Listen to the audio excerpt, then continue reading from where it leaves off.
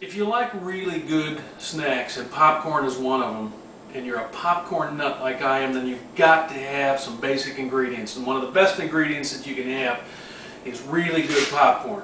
And the one that you want to buy is from a small popcorn place. Actually, they're pretty big, but a small town in Breda, Iowa. The popcorn is called Snappy popcorn. A lot of people like white, a lot of people like yellow. Personally, I like white. If you want to make good popcorn, stay away from the microwave brands and do it the old-fashioned way. The most important thing you can have is a thick aluminum pot, and it's got to be really hot. So I've had this heating up a little bit. I'm going to crank this up to about as high as it will go, and then just some vegetable oil, just about enough to not quite coat the bottom. I've got probably just about a tablespoon there of oil. Coat the bottom, and then generally what I will do is take 3, 4, 5 kernels of corn to let me know that that pot is hot enough. Now, this is probably going to take just a minute. Now, because it's a heavy cast aluminum pot, it's going to take a while for that oil to heat up, but you've got to wait until it's really hot. Probably heard that. That's 2, 3 kernels that have popped. We're waiting for 2 more.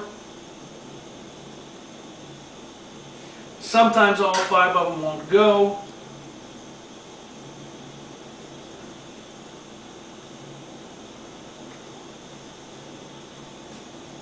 Take just a second here to get 2 more. There's 4.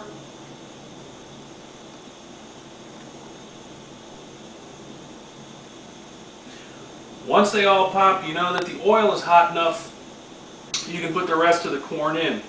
For this particular pot, and there's 5, you'll have to kind of experiment to find out exactly how much to use, but for this pot and this batch, it's generally going to be just about a ½ cup. Now I know my oil is really hot. So that corn goes in. Now the old-fashioned poppers, there always used to be a handle that you would crank.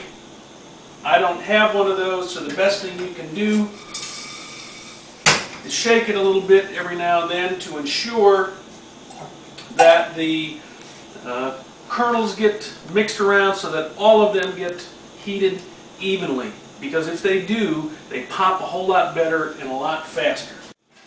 You need a very hot flame, especially if you've got a heavy aluminum pot. If you've got a thin aluminum pan, chances are you're going to burn the oil and the corn both. So the heavier the pot, generally, the better. And just like with any cooking, you want the pan, or the pot in this case, to be really hot. I've also got another burner going back here that I'm going to put some butter in and get that melting. And this has just started to go. Give it another shake. The other key is to have some really good salt. This I also got from Snappy. This is popcorn and nut salt. It's extremely finely ground, and it sticks to the popcorn a whole lot better. We poured some in a small container here, so we're going to use that when the popcorn is done. Here the popcorn is really going. Give it one last shake.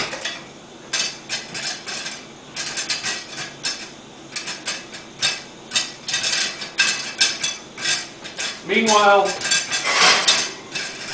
I've got a bowl that I've had heating up just to have it nice and warm when I serve it. Now, as you can hear, the corn is really going well. This is the point where you're going to find out if you put too much corn in the pot or not.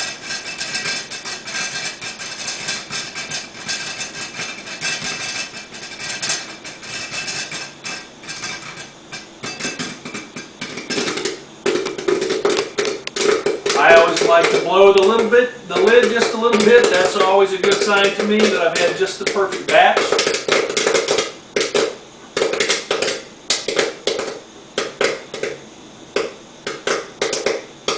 The nice thing about snappy popcorn is 99% of the time, 99+% of the kernels pop. Alright, sounds like just about all of them are popped. There's a pretty good look at a great batch of popcorn. Alright, what we're going to do now,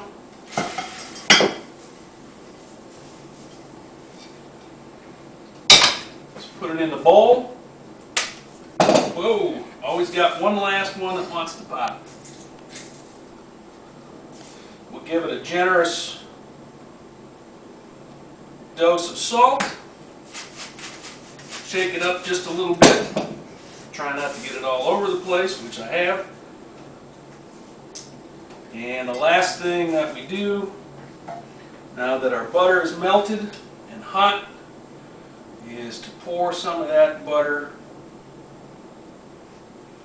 over the top.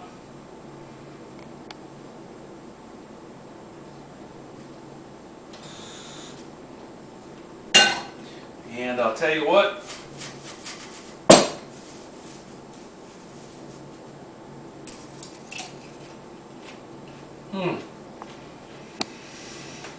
snappy popcorn is some of the best corn that you will ever taste. Almost huskless.